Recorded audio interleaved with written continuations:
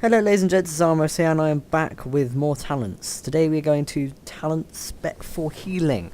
I'm not quite sure why it thinks I'm ret, it just naturally, I guess it's my other spec on main, but I don't care. It's just going to have to think that. Right, so we're going to spec for holy today. Did I just say spec for ret? I meant spec for holy, if I did. Okay, so we're back and these are the level 15 talents. So you've got Speed of Light, Long Arm of the Law, and Pursuit of Justice. If you want me to go into more detail and read them out, look at my protection video. So basically, Speed of Light will increase your movement speed for a long amount of time. Long Arm of the Law is if you use Judgment, it will increase. That's a cast. And Pursuit of Justice, you gain 10% all the time, plus 10% for each holy power you have. So it's either Speed of Light or Pursuit of Justice for holy, because Long Arm of the Law is clearly either prot or ret, because it's Judgment. So you've got Pursuit of Justice, 3 per holy powers. You usually have quite a lot of holy power as a holy din. Speed of Light increases your movement speed for 70% during 8 seconds. They're both quite good. I would usually suggest, I think, Pursuit of Justice for PvE, Speed of Light for PvP. That might be a good idea. But as I probably, if I was to go holy, I would go PvE. Let's go with that. Okay, so we're on the 30 ones. So these are just all stuns. They're not really that useful for holy, but still. So you don't want to be doing damage to them usually.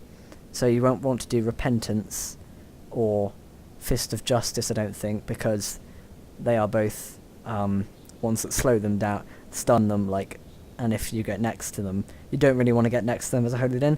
So slowing them down sounds like the best option. As they're all kind of PvP, all of these, so yeah, you can't really choose a PvE for that. Right, so you got, this is quite an interesting one for healers. Consumes 3 holy power to place a protective holy flame on a friendly target.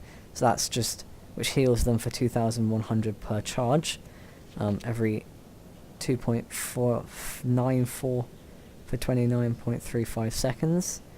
Can be activated on one target at a time. Successful Judgment, so that's not going to be that one. Or I guess it could be for just gaining mana by 50% per stack and improves its... So you probably want to go for... and that protects the target with a...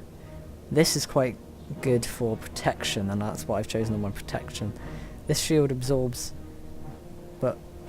Okay, so that... and increases the critic... Yeah, so this is probably the best one to go for as well. Right, so we have... on level 60, we have Hand of Purity.